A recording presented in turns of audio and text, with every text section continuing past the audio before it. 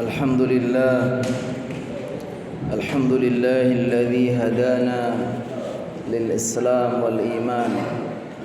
الحمد لله الذي خص بعض عباده بالطاعة وبعضهم بالعصيان. أشهد أن لا إله إلا الله وحده لا شريك له، وأشهد أن محمدا عبده ورسوله أرسله بالهدى والفرقان.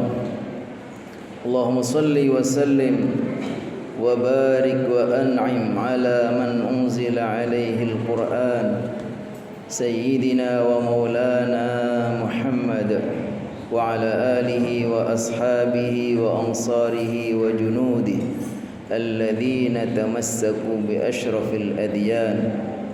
أما بعد، فيا عباد الله، أوصي نفسي وإياكم بتقوى الله وطاعته لعلكم ترحمون. يقول الله تعالى في كتابه الكريم وأصدق القائلين: يا أيها الذين آمنوا اتقوا الله حق تقاته ولا تموتن إلا وأنتم مسلمون.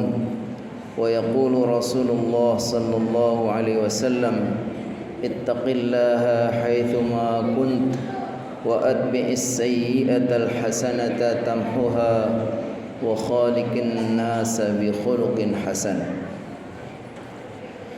صدق الله وصدق رسوله النبي الكريم. Hadratul mukarramin jamaah salat Jumat yang dirahmati Allah, marilah sama-sama kita memanjatkan pujian dan syukur kehadirat Allah Subhanahu wa taala yang nikmatnya dan karunia-Nya senantiasa melimpah ruah kepada kita semua. Di antara rahmat dan nikmat yang Allah berikan kepada kita adalah Allah mudahkan pada siang hari ini kita bersama-sama. Allah ringankan kaki kita untuk menuju panggilan Allah Subhanahu wa taala, bersama-sama menunaikan Jumat pada siang hari ini. Marilah kita bermohon kepada Allah Subhanahu wa taala kiranya niat dan langkah kita, taqarrub kita, Allah Subhanahu wa taala berkenan menerimanya, membalasnya dengan pahala yang berlipat ganda. Allah jadikan wasilah kita mendapatkan ampunan dan rahmatnya. Allah catat di dalam lembaran-lembaran amal kita. Amin amin ya rabbal alamin. Di antara yang paling diharapkan bagi setiap hamba yang sudah menunaikan ketaatan kepada Allah Subhanahu wa taala adalah berharap kiranya Allah Subhanahu wa taala berkenan menerima ibadah atau ketaatan yang telah hamba itu lakukan. Di dalam Al-Quran Allah Subhanahu wa taala menggambarkan bagaimana dua kekasihnya, Nabi Allah Ibrahim alaihissalam dan Nabi Ismail alaihissalam, ketika mereka berdua telah menunaikan satu ketaatan yang luar biasa. Allah perintahkan untuk meninggikan Baitullah, lalu mereka berdoa, Rabbana taqabbal minna innaka antas samiul alim. Ya Allah, ya Rabb kami, terimalah dari kami, sesungguhnya Engkau Zat yang Maha mendengar lagi Maha mengetahui. Begitulah teladan yang diberikan kekasih-kekasih Allah kepada kita. Itulah teladan yang diberikan oleh para ulama salafus saleh, orang-orang terdahulu. Bagaimana mereka setelah bersungguh-sungguh melakukan ibadah, setelah bersungguh-sungguh menunaikan ketaatan, mereka lalu berserah diri kepada Allah Subhanahu wa taala, disertai permohonan maaf atas kekhilafan, kekurangannya, ketidaksempurnaannya. Lalu mereka berdoa, Rabbana taqabbal minna innaka antas samiul alim. Begitupun kita sekarang ini ada di penghujung tahun 1444. Tentu sepanjang tahun ini kita telah berusaha untuk banyak melakukan amal-amal, walaupun mungkin masih banyak juga kekurangan-kekurangan, banyak hal-hal yang tidak sempurna. Terlebih-lebih di penghujung tahun ini atau di bulan Dzulhijjah ini, yang menurut para ulama, termasuk di dalamnya adalah Hafidz Ibnu Hajar, mengatakan bahwa bulan Dzulhijjah ini adalah bulan dikumpulkannya atau bulan terkumpulnya induk-induk ibadah. Syahrun ijtama'at fihi ummahatul ibadat.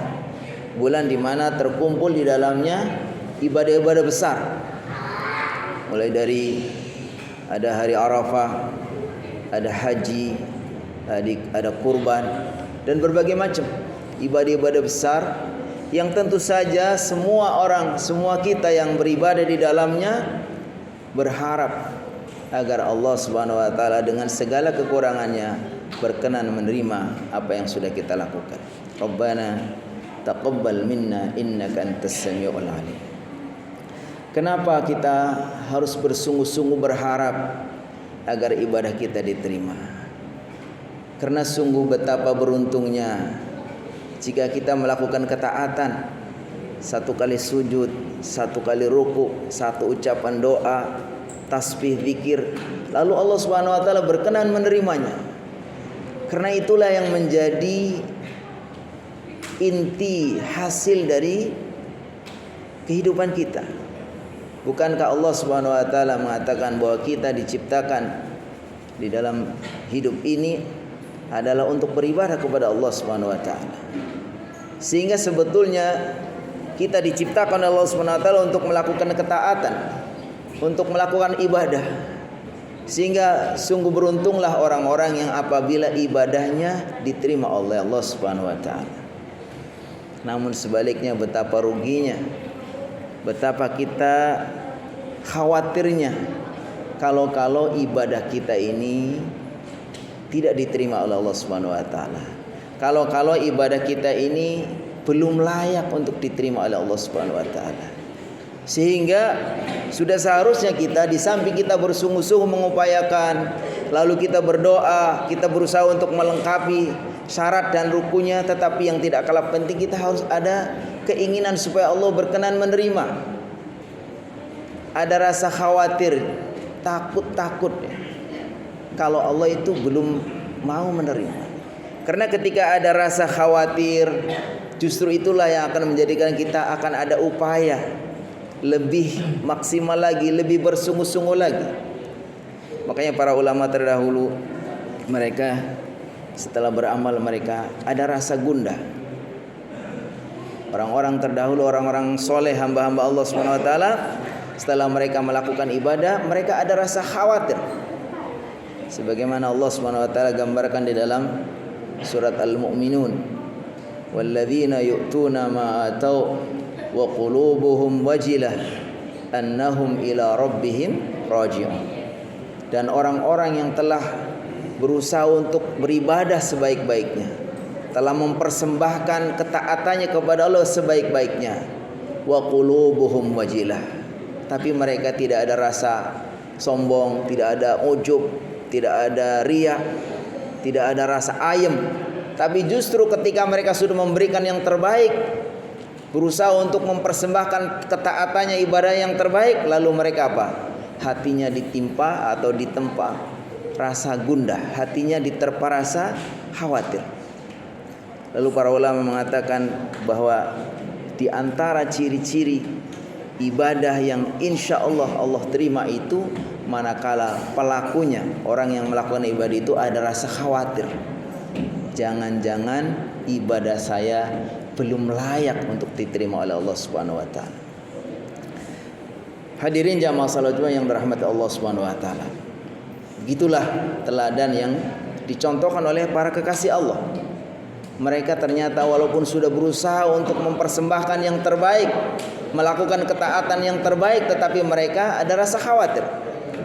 Kenapa? Karena memang hakikatnya ibadah ini adalah yang menentukan apakah diterima atau tidak itu Allah Subhanahu wa taala. Kita hanya berusaha. Kalau secara aturan hukum mungkin bisa kita katakan apakah ibadah kita sudah benar, sudah sah. Ketika dipenuhi syarat dan rukunnya maka kita katakan ibadah kita sah. Tapi apakah ibadah kita diterima itu beda lagi. Secara hukum mungkin sudah benar karena sudah dipenuhi syarat rukunnya, tetapi apakah betul-betul Allah Subhanahu wa taala berkenan menerima? Makanya kata Ibnu Umar ketika mengomentari orang-orang yang haji, kata beliau, ar-raqbu katsir wal hajju qalil. Contoh umpamanya dalam ibadah haji, beliau menggambarkan orang yang berangkat haji itu banyak, bejibun. Tetapi apakah setiap yang haji itu, kata beliau, wal hajju qalil, yang naik kendaraan yang datang ke sana itu banyak. Tapi kata Ibnu Umar, wal hajju qalil, tapi yang diterima sedikit. Kenapa? Karena Allah Subhanahu wa taala itu menerima amal itu tidak semua asal sudah dilakukan. Makanya para ulama itu terdahulu bukan sekedar yang penting saya sudah beramal, tetapi mereka berusaha untuk bagaimana apakah amalnya sudah diterima. Ketika Allah menggambarkan bagaimana kedua putra Nabi Adam alaihissalam, Qabil dan Habil, dua-duanya telah berusaha untuk mempersembahkan yang terbaik untuk Allah Subhanahu wa taala. Tetapi Allah hanya menerima yang satu. Watlu alaihim naba ibn Adam bil haqq id qarraba qurbanan fatuqabbala min ahadihima wa lam yutaqabbal minal akhar. Kata Allah Subhanahu wa taala, ceritakan kepada mereka bagaimana kisah dua putra Nabi Adam. Ketika mereka sudah melakukan pengorbanan, mereka dua-duanya mempersembahkan ketaatannya kepada Allah, tapi ternyata apa? Allah hanya menerima yang satu lalu Allah tolak yang lainnya. Kenapa? Kata Allah Subhanahu wa taala, innama yataqabbalullahu minal muttaqin. Karena Allah hanya menerima yang dilakukan dengan penuh keikhlasan ketaatan kepada Allah Subhanahu wa taala. Innallaha thayyibun la yaqbalu illa thayyiban. Kata Allah Subhanahu wa taala, Rasulullah menggambarkan innallaha thayyibun la yaqbalu illa thayyiban. Allah itu zat yang maha bersih, maha suci, dan dia tidak akan menerima kecuali yang bersih dan yang suci. Oleh karena itu marilah kita di penghujung tahun ini, setelah kita berusaha dengan segala kekurangan kita, kehilafan kita, segala keterbatasan kita, tetapi kita tidak boleh berputus asa. Kita selalu berharap kiranya Allah Subhanahu wa taala berkenan menerima setiap ibadah kita dan kita bisa mengakhiri tahun ini dengan kebaikan. Karena dalam sebuah amal ini yang ditentukan itu, yang menentukan adalah penghujungnya. Kata Rasulullah SAW, innamal a'malu bil khawatim. Sungguhnya amal itu yang paling menentukan adalah penghujungnya. Kalau di dalam satu tahun ada 12 bulan dan bulan Dzulhijjah ini adalah bulan yang terakhir, bulan depan sudah merupakan tahun baru, maka kita berusaha untuk bagaimana mengakhiri bulan ini, tahun ini dengan amal-amal baik, amal-amal soleh. Karena yang menentukan suatu amal itu bukan depannya, bukan tengahnya, tapi penghujungnya. Innamal umuru bil khawatim. Marilah kita berusaha untuk mengakhiri tahun ini dengan berusaha untuk meningkatkan amal-amal soleh, menutupi mungkin kekurangan-kurangannya. Kata Rasulullah SAW, wa atbi'is sayyi'atal hasanata tamhuha. Iringilah ya kekurangan-kekurangan, keburukan-keburukannya dengan kebaikan supaya menjadi penghapus, supaya kekurangan-kekurangan kita bisa tertutupi. Di antara yang penting juga menurut pesan para ulama, ketika kita ingin amal kita supaya diterima oleh Allah Subhanahu wa taala, dipenuhi yaitu rukunnya. Para ulama menyebutkan ada syarat, ada rukun. Kalau rukunnya supaya sebuah amal supaya diterima itu adalah ada dua, yaitu harus dilakukannya dengan ikhlas karena Allah Subhanahu wa taala. Rukun yang kedua harus dipenuhi, yaitu harus benar sesuai dengan ikrar kita, la ilaha illallah Muhammadur Rasulullah. La ilaha illallah itu adalah ikrar kita bahwa kita hanya beribadah, hanya mempertuhankan Allah Subhanahu wa taala. Muhammadur Rasulullah itu adalah ikrar kita kalau kita beribadah itu harus belajar mengikuti, meneladani Rasulullah SAW. Atau sering kita dengar dengan istilah apa? Al-ikhlas wal ittiba'. Lalu supaya sempurna harus dipenuhi juga dengan rukunnya. Para ulama menyebutkan rukunnya ibadah itu ada 3. Yang pertama adalah harus dilakukan dengan cinta kepada Allah Subhanahu wa taala.